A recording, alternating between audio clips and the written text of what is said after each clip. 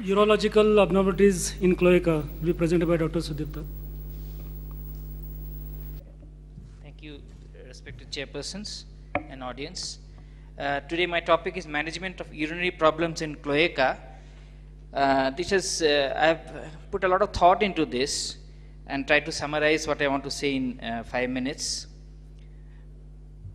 Now, as you know, the cloaca disease itself has a great variability, and I'm not going to illustrate this with these pictures, but just to show that there is a great variability. So putting our thoughts together sometimes is a problem. Now, first question is, how often is urological intervention required in cloaca? If you see the literature, up to 80% of them need CIC, which I think is totally overestimate. If we may be damaging some of the cloacas to produce these results. So in our hands, total cloaca we have seen in 9 years 35, and urological problems needing management was seen in 60% of them, but that's an overestimate because many are referred patients. Our own patients, only 33% needed active urological management.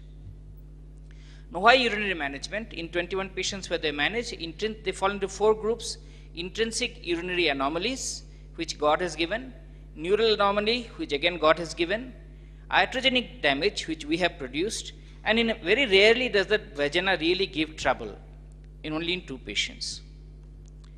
Now, again, the problems may be at various levels: at the ureter, at the bladder level, at the bladder neck level, at the urethral level, the Mullerian level, and the spine level.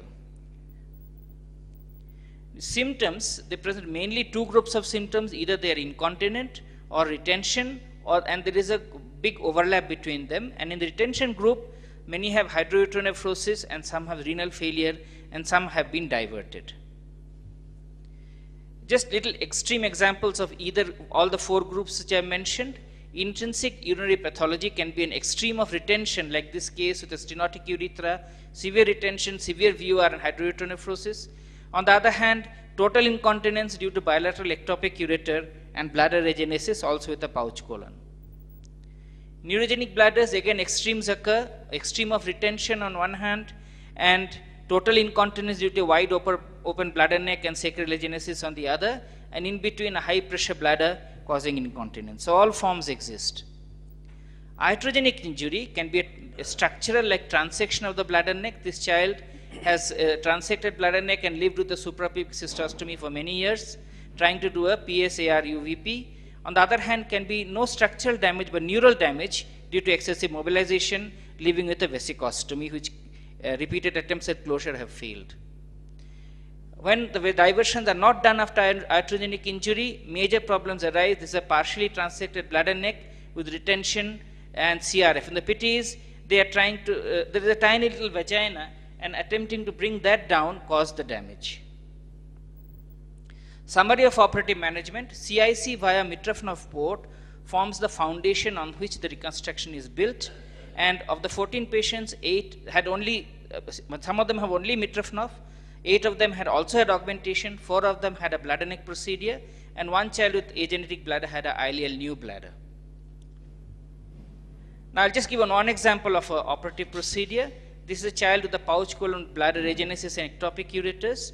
So many of these patients don't have adequate colon, like this is pouch colon, no appendix, no colon. So a ring of ileum was used as the new bladder, with the ureters brought in between and implanted into them, and a strip of stomach was tubularized and brought as a Mitrofanoff.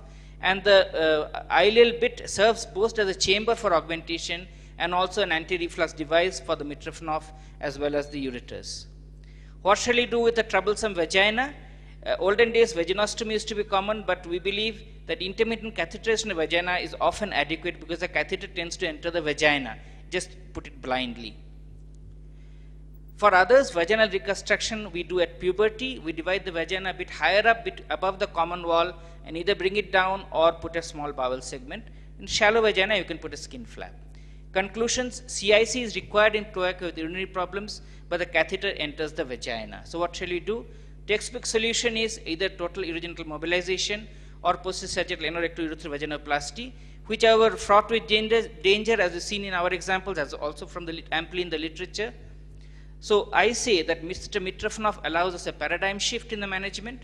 Do a Mitrofanoff if there is a urinary problem, not in all cases, and with or without augmentation, with or without bladder neck surgery to manage the urinary problem and leave the vagina in most cases for puberty. This attitude has helped us to tackle anorectal pull-through alone in infancy, investigate and watch the urinary tract for trouble and intervene when and only when as needed, avoid early and hazardous urogenital separation or mobilization, achieve reliable vaginal reconstruction at puberty. Thank you.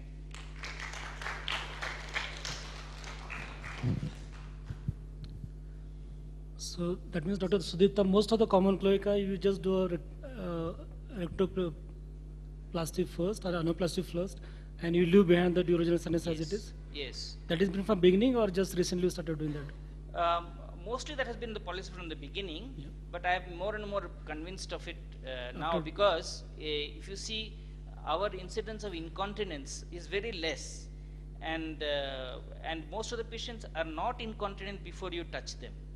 And once you do the major dissection only, they become incontinent. We get a lot of patients who have had the attempted surgery and come with urinary incontinence or retention and renal failure. That is the problem. So I think it is best to avoid it. Whereas at puberty, the vagina grows so much, and it is quite easy to do the pull-through. Not difficult to dissect in a previously dissected area. And many of the time, the other problems, like an obstructed duplicate vagina, one side obstructed, you can recognize it at puberty and deal it accordingly. Dr. Sudipta, very well managed and analyzed data. I just wanted to know, when you use the strip of gastric mucosa for Metformin, do you ever encounter any particular problem only because you use gastric mucosa, like ulceration, or bleeding, or something like that? I have used that technique for several patients when they don't have an appendix. So some of them get little excoriation at the umbilicus, but can be easily managed with some local management.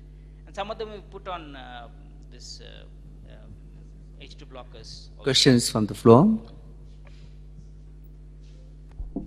I'm Dr. S.K. Vishwas from NRS Medical College, Kolkata. Very rational thinking, I think, because I have sometimes encountered some girls who have been only anorectoplasty at infancy, and sometimes they even grow that urethra and vagina can be separately seen when they are in puberty. So that I think is a very good thought of you, and this is a very nice paper. We should think, we should only not only think ourselves what can be best done, not only follow blindly the European literature, I think. This is a comment. Thank you, Sudipta, very good paper.